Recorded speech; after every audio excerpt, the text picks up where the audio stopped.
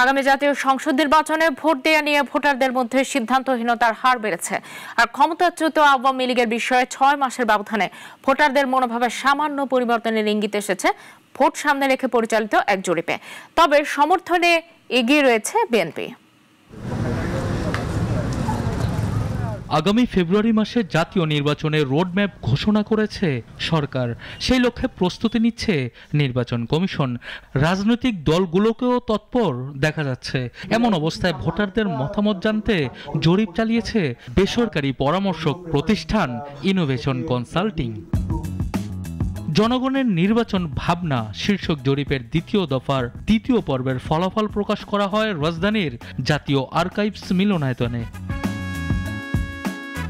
September পর্যন্ত vote দেওয়ার সিদ্ধান্ত নিয়েছেন এমন অংশগ্রহণকারীদের মধ্যে জনপ্রিয়তার শীর্ষে রয়েছে বিএনপি। তবে অল্প কমেছে দলটির জনপ্রিয়তা।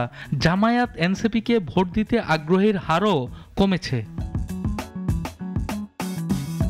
জরিপে দেখা গেছে 6 মাসের ব্যবধানে আওয়ামী লীগের প্রতি ভোটারদের সমর্থন সামান্য বেড়েছে।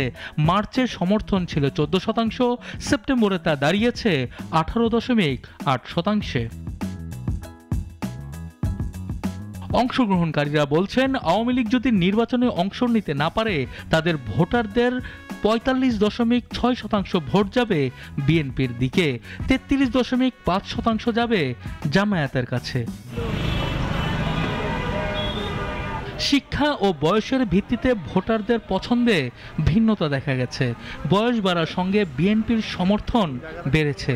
আর জেনজি প্রজন্ম ও নারীদের মধ্যে জামায়াতের প্রতি ঝোঁক বেশি।